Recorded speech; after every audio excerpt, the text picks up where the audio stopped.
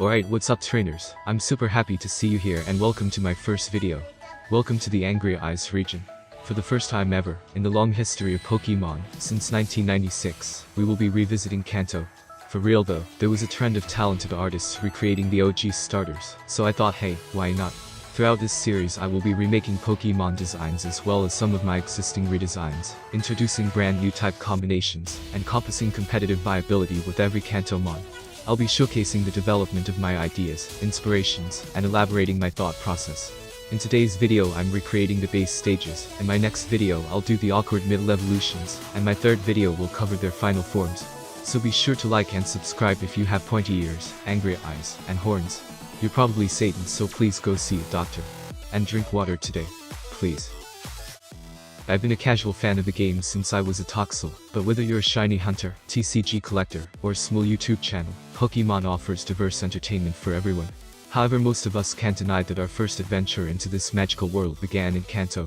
It's where many of our childhood memories unfolded, all thanks to the creative minds of Satoshi Tajiri, Ken Sugimori, Atsuko Nishida, Junichi Masuda and all the hard-working employees at Game Freak. Since the original Game Boy, the franchise has drastically evolved throughout the years, expanding across the globe and becoming the highest-grossing media franchise. So in our journey together, we asked the question, what would Pokemon look like if they were designed in the modern era of art style? But first we need to ask ourselves, what is a modern Pokemon?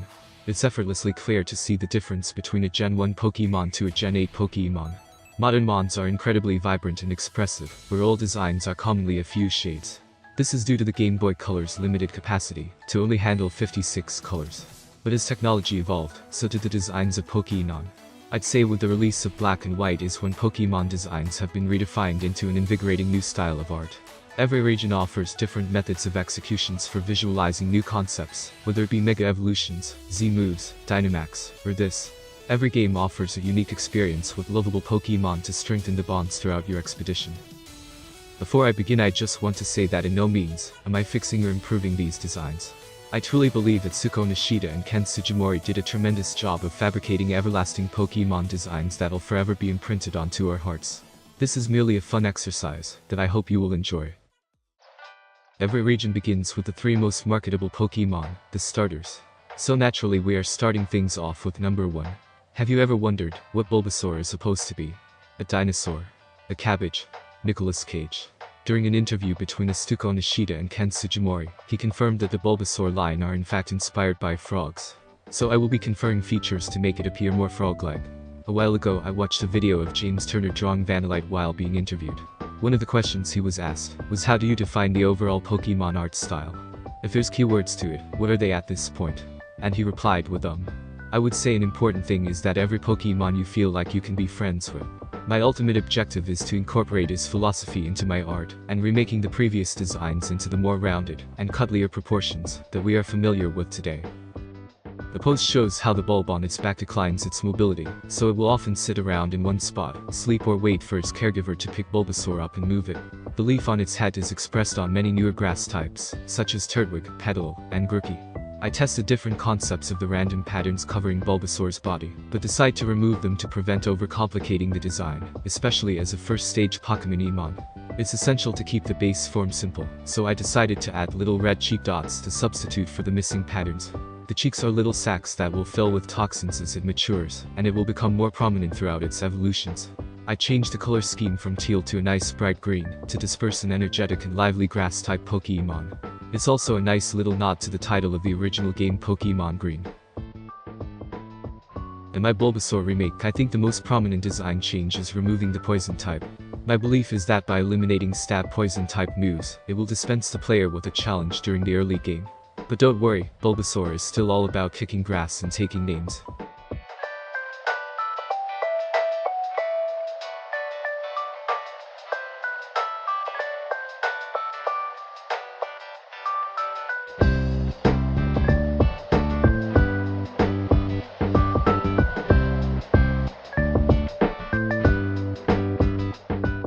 It gains the ability Rough Skin, because amphibians are coated with bumps on the surface of their body.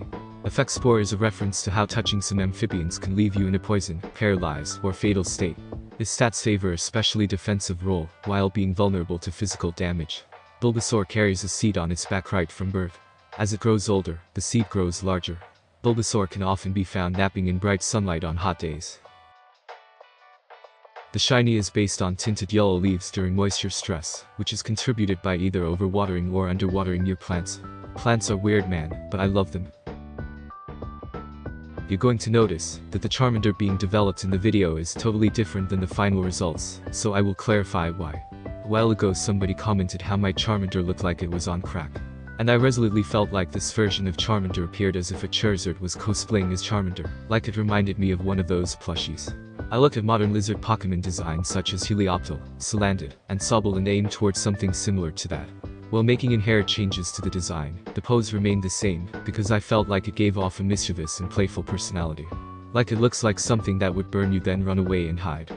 The horn on its head is to differentiate it from the other two starters, because this town ain't big enough for two boldies. The authentic artwork and sprites for Charmander portrayed it with spikes along its back. Over time the spikes were removed to make Charmander appear more juvenile.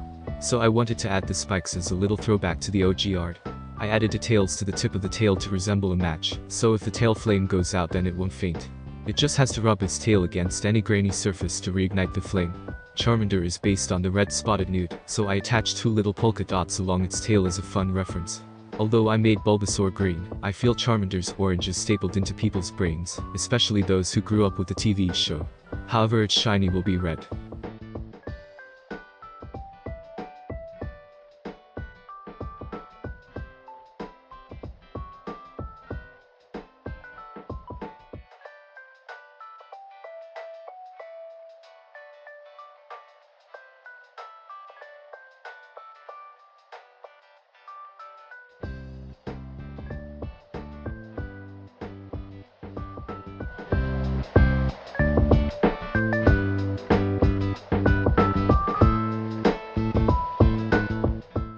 Although Charmander is the weakest out of the three, he is the tallest, so that's all he needs to put on his Tinder bio.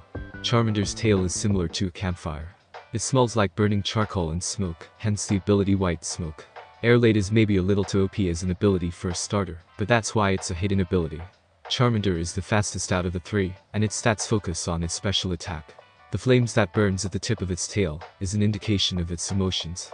The flame wavers when Charmander is enjoying itself. If the Pokémon becomes enraged, the flame burns brightly.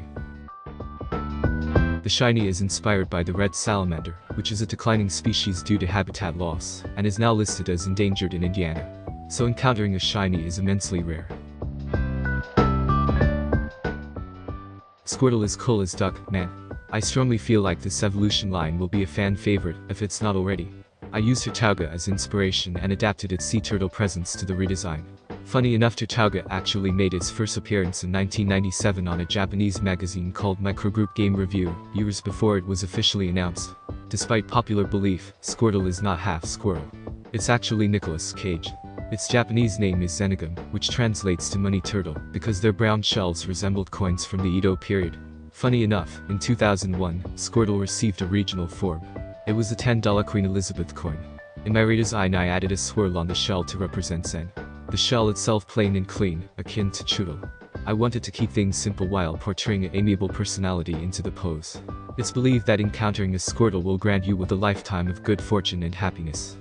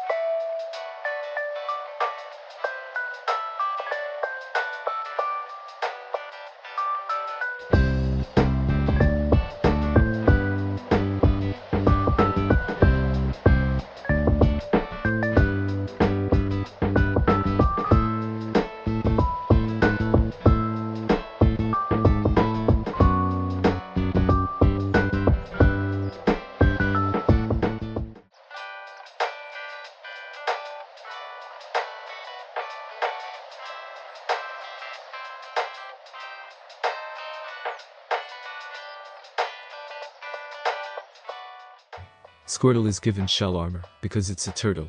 And we all know turtles have pot. The ability filter give it that extra buff by using its shell as a form of protection. Its stats represent a physical starter. And now we are going to flip over to his Pokédex entry. Squirtle's shell is not merely used for protection. The shell's rounded shape and the grooves on the surface help minimize resistance in water, enabling this Pokémon to swim at high speeds. I based the shiny on a rare white sea turtle found on South Carolina beach in 2020. It's believed the hatchling had a genetic condition called leucism, which causes animals to have reduced pigmentation. So literally a real-life shiny. Huge thank you to everyone for all of your support. This is my first YouTube video ever and I was immensely nervous, but one of my good friends encouraged me to try it out, so big shout out to her. Please leave a like, subscribe, and comment which starter you are going to choose. Be good trainers, and I'll catch you next time.